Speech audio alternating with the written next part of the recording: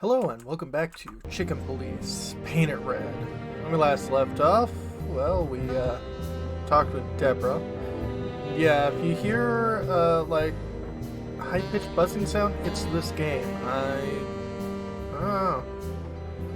Also, if we click this, everything is highlighted. That's nice. Let's see. Anything else I can talk with you about? Why don't you take it to the police? Just go there and file a report. Photos, flashing lights, fingerprints, you know the drill. The evidence is very clear. Even a moderately talented detective could easily wrap this case up. Or just try the phone. 555-111. Please, take a look at this. Oh. Well, okay. Let's see. More evidence.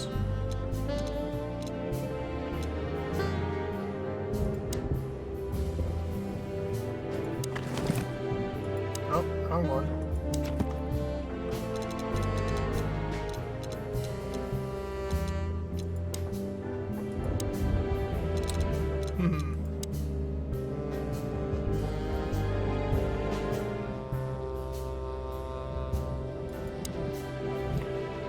Okay, well, let's see here.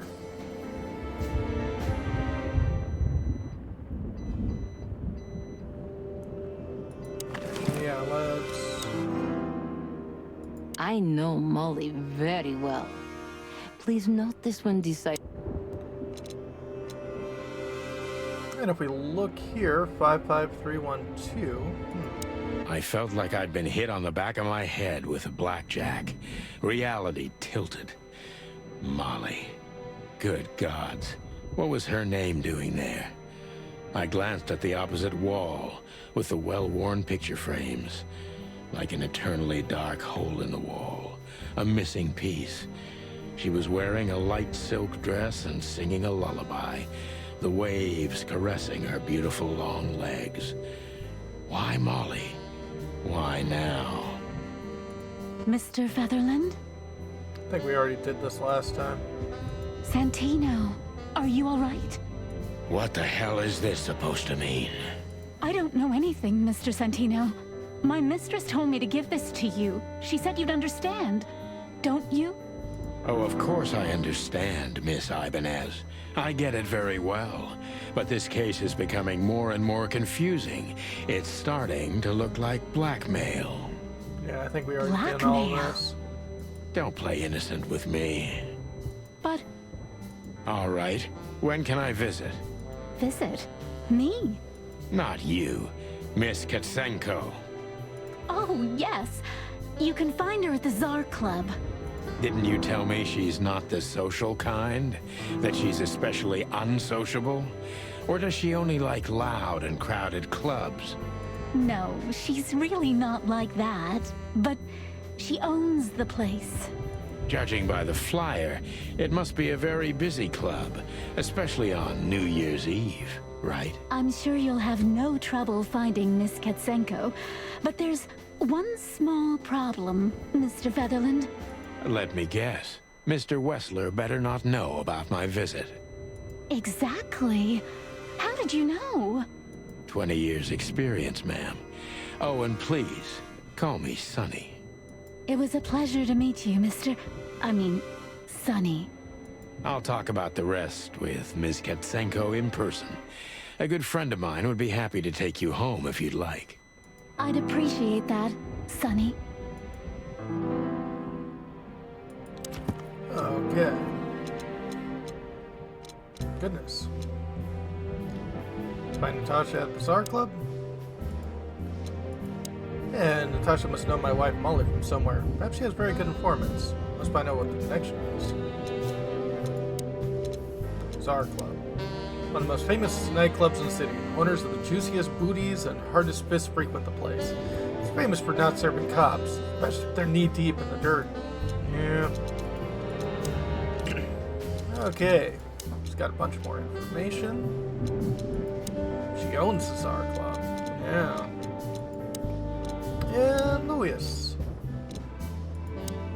Louis C. Hayworth. Species rabbits. Or Gender male. Special feature, an old friend of mine. He is stuttering heavily when he talks. I think that should just be he stutters heavily when he talks. Lewis is the owner of the once reputable Atlas Hotel. A good friend of mine. At the moment, he's my landlord.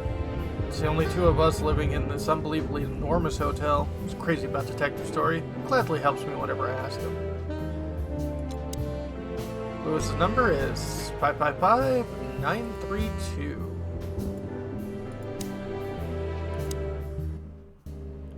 Lewis's number is 555-932.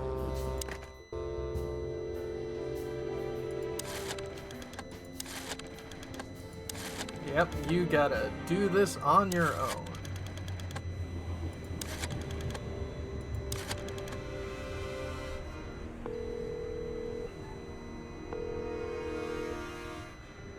Hey, Lewis. Am I bothering you? No. Of course not, Sonny. Old friend, what's up? Could you come over? I've got a favor to ask if you're not busy. For you, anything. Just a minute. Okay. Lewis arrived a few minutes later. He lived in the rooms above, so it wasn't difficult getting here. Not to mention that he's a rabbit. It was a quick hop. The Atlas Hotel was his inheritance. It was once a well-renowned place, but not anymore. The last economic crisis ruined it. And now, besides me, he was the only resident of this enormous place. Guess we're in the Depression. Anything else we can speak about? Could I ask you a few more questions, Deborah? Feel free, Sonny. Oh, we can now ask.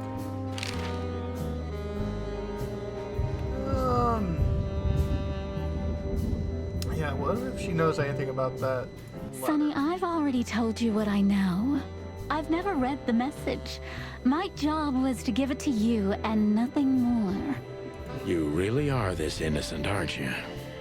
I'm not sure I get what you mean. Oh, Let me give you some advice, sister. Leave the city and get as far as you can from the likes of Ibn Wessler. It's not so simple, Mr. Featherland. My mistress needs me. ah, Is she really that important to you? That you drive around in the dead of night to questionable places to deliver messages you know absolutely nothing about? apparently. I would do more than that for her. Oh, it's that kind of relationship. I see. You're smooth. Real smooth. Thank you, Mr. Featherland. Sonny, please. Just Sonny. Yeah, how do you find this place? You think my whereabouts aren't a secret? Do you think they ever were? Well, I was hoping. Clawville is a big city, but not so big that Santino Featherland can hide in it. Oh, please. Flatter me more. And what does she know about Wessler? So, Ibn Wessler, eh? You know you could have dropped the bomb a little earlier. If I started with that, I'm sure you would have thrown me out. I mean, it's true. You're right. He's one of the most dangerous gangsters in the city. Yeah. I only know he's an influential businessman. Uh-huh. Isn't that the same? Not even you can see the world as that black and white. I don't know. Yeah, tell me more I've about already yourself. told you more about myself than I wanted to. Afraid you'll get your hands dirty? I'm afraid I already did. Oh. Yeah, tell me on top. So this Natasha dame. Look, I'm just the messenger. You have to talk to my mistress about the details. Miss Katsenko was very clear on this matter. I see. But Please, Sonny, let's not make this even more uncomfortable. okay, understood. Let's drop it. Thank you. Okay. talk to Louis. Or Lewis. The good old rabbit. I can always count on him, even on New Year's Eve. Thanks for being so quick, Lewis. Can you drive Miss Ibanez home? I have some things to take care of. Of course, Sonny. You know, anything for you. Thank you for being so considerate, Sonny. I appreciate it. Don't mention it. Goodbye, then. So long, Deborah. Before I visit the club, I have to take a detour. I've got a feeling that this case isn't going to be a one-man job. And there's only one bird in this city I can trust. My ex-partner, Marty. He's going to be at the station. I can only hope he'll be willing to talk to me. Hopefully. Anything else we can talk about?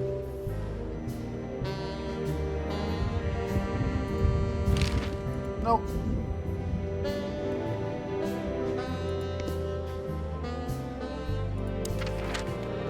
And we got a map. Scene type. Main scenes. Main scenes move the story forward. These scenes help determine which locations open up or close down.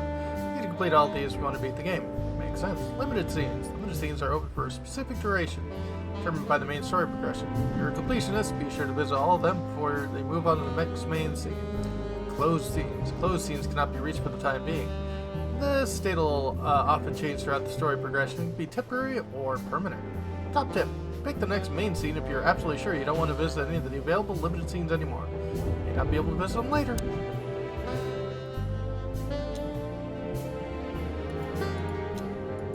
Well, the only place I can go.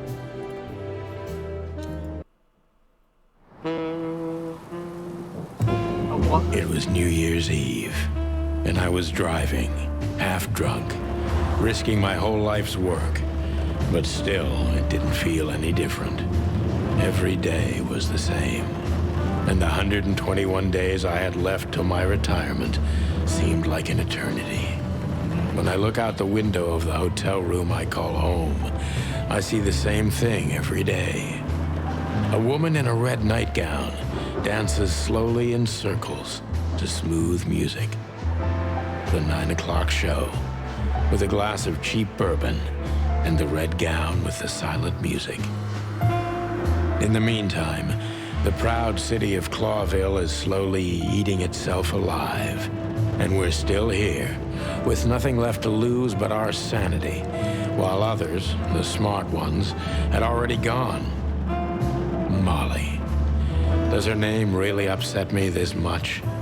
All those years of solitude, and I still jump without question every time I hear it. And then there's Marty, my ex-partner, who hates me. But I know I have to speak with him, no matter what. Why do I feel like the past is watching me on this goddamn night?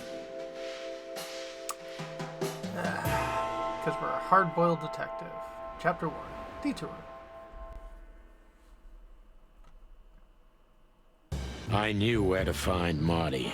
At the station, we'd always draw straws about holiday duty. Marty never joined in. He always took the New Year's Eve shift, even though he had someone to go home to. I understood.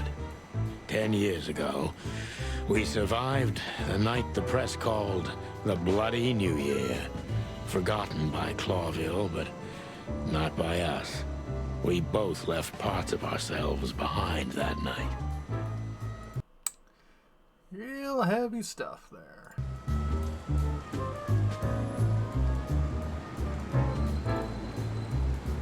Did you miss me? No? Same here. Oh. This happened when that old bloodhound, Blood Boil, was promoted to chief of police.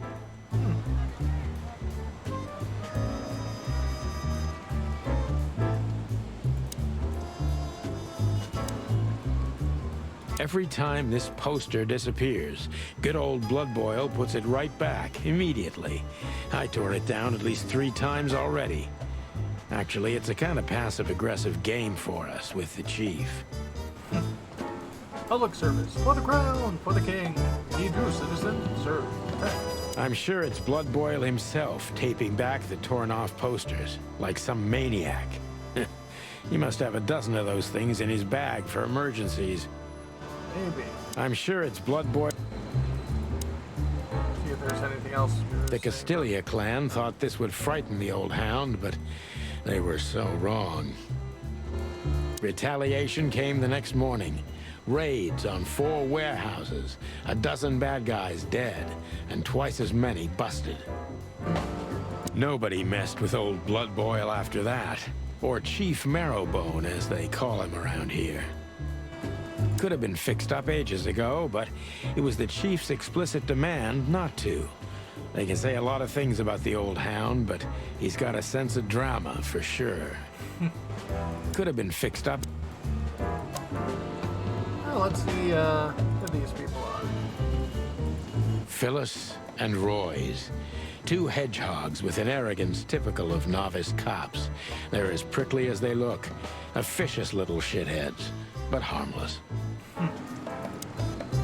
The bullet hole in my crest is worth more than these 2 combined. The bullet hole... Well, Hello. look at that. Hey, Sonny, what you scratching at over here? I heard the big boss threw you out. Tough luck, boys. I may not be on duty, but I'm still a cop, just like you.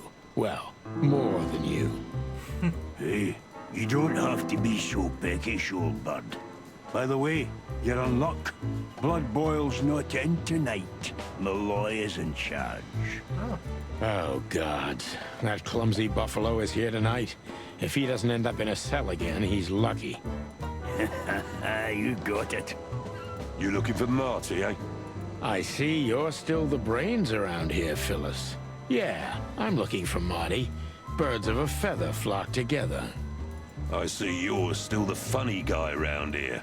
You'll find the giant feather duster at the shooting range. As always. Hey, Royce, I'm telling you this because maybe you'll be able to understand. If this prickly shithead makes another racist remark, I'll strangle him with his own raincoat. I'd love to see that. Hey, whose side are you on, you jerk? By the way, what's with the raincoats? Couldn't you find an umbrella? Why? Frank says it'll be rain. And see, it's raining. He's a frog, so he must know. Yeah, well, I'm a rooster, but I hate getting up early. Raincoats are just fine, okay. You have a problem with that, Sonny? No, just, you know, the spikes sticking through and all. Yeah. Is something wrong with our spikes, chicken? Yeah, you know what? Just forget it. Anything else we're talking Whoa. about? Don't you freeze, boys? It's cold outside. Yeah, truth be told, I'll freeze to my bones, Sonny. Even through this jacket, I'm completely soaked. Really? I don't know why. Don't listen to him, Royce. And you got nothing better to do? Bugger off. Okay. Just, sometimes you two truly amaze me. Anything else? What? Why? It always astonishes me how block-headed you two are. What? Why are you still sneaking around here, Sonny? It always astonishes me how block-headed you two are. I think that's... It always is. Back in the day, I used to patrol the city's streets in one of these. I don't miss it, but it used to have its advantages. Yeah, you can get a lot of people in there. If you drive a cop car in Clawville, you can do almost anything you want. Until you've got the red and blue on, nobody asks a damn thing. Maybe that's why cops are the biggest gangsters around here. Corruption in the police force. If you drive a cop car in Clawville...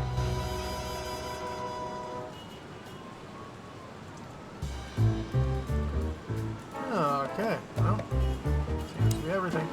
Here we are again, Clawville Police Department. I've never been good at history, but if I'm not mistaken, this place has been a church, a hospital, and even some insane cult's secret hideout over the years. Anyway, the place holds the secrets of the ages. And some drunk pigs in the basement. Well, I'll let you determine which kind. But that'll be it for today. When we come back, I guess we're looking for our old partner. Have a good one, folks.